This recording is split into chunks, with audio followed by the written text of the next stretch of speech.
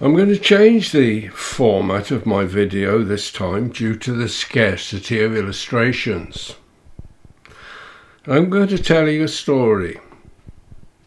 It will include a sad story about the Vicar of St. John's, a rat and a flea. My story begins in 1348, when the Great Plague, known as the bubonic plague or Black Death, was sweeping across Europe. It was spread by the fleas that were carried on rats. Those infected developed enormous black swellings called buboes, giving the name bubonic plague. Nothing could be done. 60% of the population of Europe died. Anybody who was in contact with an infected person was dead within a week.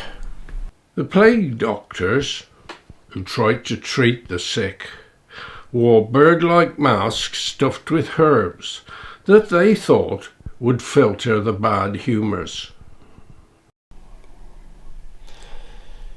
By May 1349, the Bishop of Worcester, Woolston de Bransford, also had his hands full. Great as the cathedral and its graveyard was, they were not sufficient to provide burying places for the scores succumbing to the plague. For those who survived it, the Black Death brought new land and new prosperity. But those plague pits, abandoned farmsteads, and overcrowded churchyards stood as a dark reminder of the long and dark summer of 1349.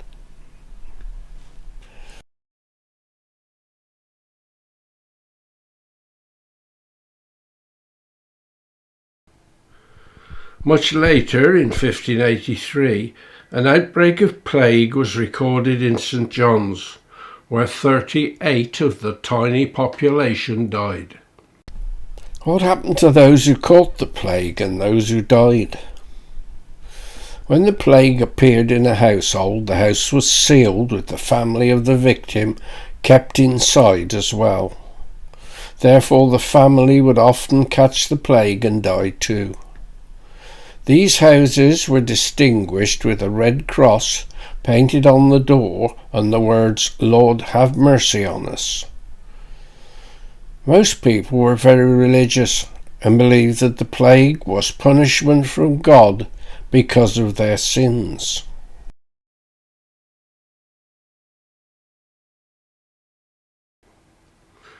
In 1610, a further outbreak of bubonic plague was recorded in St. John's, when 83 people died from 130 houses. The plague started in Beans Alley, a track lined with cottages on the south side of Newport Street leading to the quay. It then spread into the city, up Newport Street and Quay Street. If we read St. John's Parish Register for 1610, we shall see the following records of the death of the vicar, Thomas Leonard's family. Starting on the 10th of September, his son Thomas Leonard died. Next, on September the 21st, Edward Leonard died. Also on the 21st of September, Alice, his daughter, died. On the 22nd of September, John and Richard, his sons, died. By the 30th of September, the vicar, Thomas Leonard, succumbed to the plague and he passed away. More losses were incurred on October the 17th and 26th, when Margaret, his daughter, and Henry, his son, died. It seems his wife survived.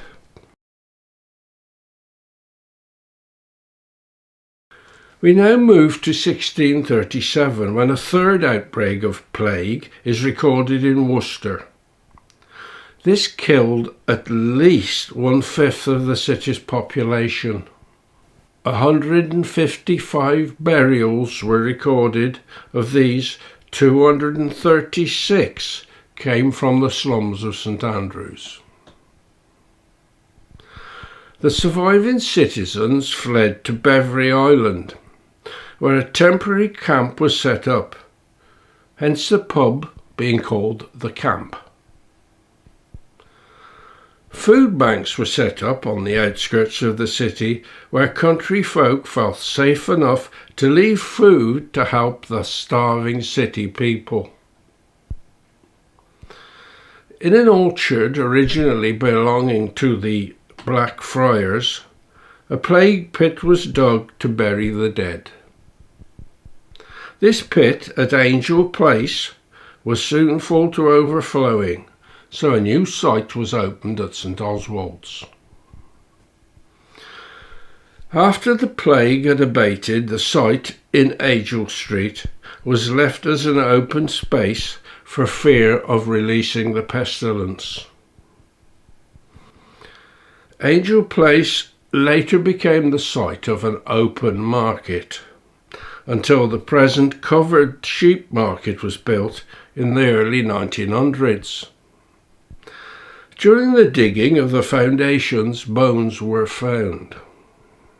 Much of this information came from Worcester, People and Places.